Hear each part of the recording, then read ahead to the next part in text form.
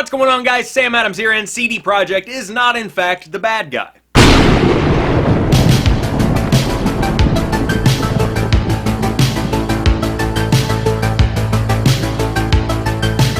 Now, for those that do not know what has been going on, CD Projekt, the developers of the upcoming game Cyberpunk 2077, filed a trademark for the term cyberpunk, which for a lot of people, including myself, was kind of a throwback to the Fine Bros fiasco that happened a couple of years back here on YouTube. If you weren't around on the site or you don't remember what happened, pretty much the Fine Brothers, the guys that are famous for the reacts videos that you might see with kids react or teens react or old people react or whatever it may be, they tried to actually make a copyright for the term react, which meant that no one else could really make a video that had reactions in it, which was kind of, you can't do that.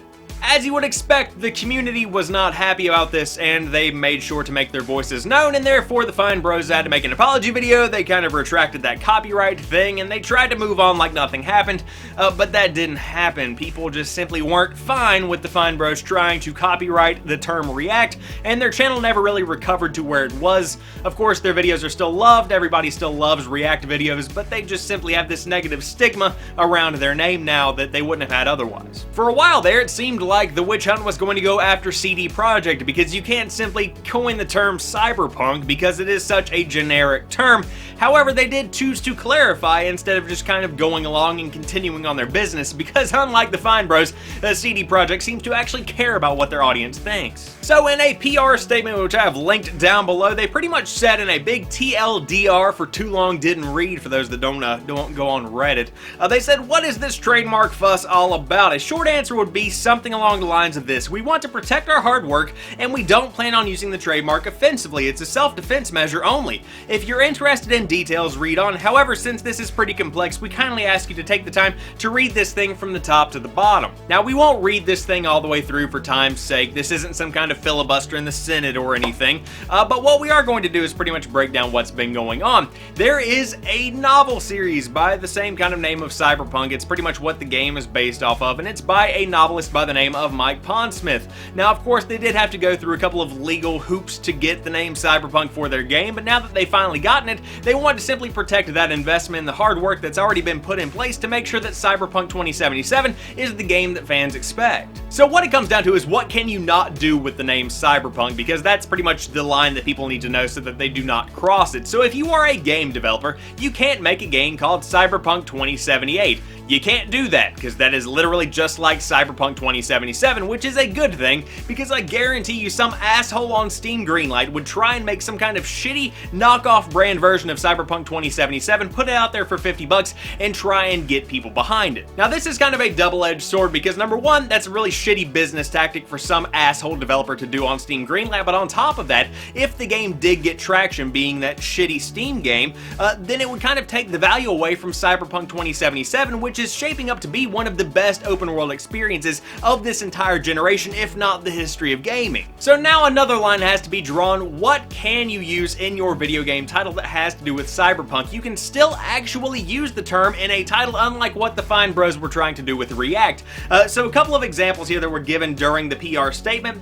You can have John Smith adventures in a cyberpunk dystopian society, or 20 short video games set in a cyberpunk world. You can do that kind of thing as long as cyberpunk isn't the bare foundation of what your title consists of. So what does this PR statement accomplish? Number one, it definitely draws some lines and better clarifies what is trying to be done with this trademark. They're simply trying to keep the name of Cyberpunk clean, and they're trying to kind of ensure that they're going to be able to make a Cyberpunk 2078 or even Cyberpunk DLC without having to go through some kind of trademark mumbo jumbo where some asshole tries to trademark it after the game has come out and kind of restricts CD Projekt Red into this corner where they can only have this one game, instead of making an entirely filled out world with sequels and DLC packs and new kinds of content, etc. However, they also ensured fans that they're still the same company that put thank you cards in copies of The Witcher 3 Wild Hunt. They still care about their fans, and the fact that their reputation was in danger and they chose to kind of clarify things and be as transparent as possible is just winning over more fans instead of alienating those that already loved the company and kind of had been losing trust because of this trademark kind of thing that had been going on over the course of the past couple of weeks. weeks. What are the takeaways here? If you are a fan of CD Projekt, nothing has changed. They're still that amazing company. They continue to be amazing and care about their consumers. And also, if you're a game developer, don't make Cyberpunk 3000. That shit won't fly. So I hope you have enjoyed this video. If you did, drop me a like down below, and in the comments section, let me know what you think about Cyberpunk 2077 and this entire kind of trademark fiasco that's been going on. Is it blown out of proportion? Is it something that simply had to happen? And also, does it affect the actual representation of CD Projekt to the consumer? Let me know in the comment section down below, and if you happen to be new here, I do upload new videos like 2 or 3 days a week depending on the week, so there's always something new right here on the channel when you drop by to watch some videos. But as for right now, I want to thank each and every one of you guys for watching this particular video. I will talk to you soon. Peace.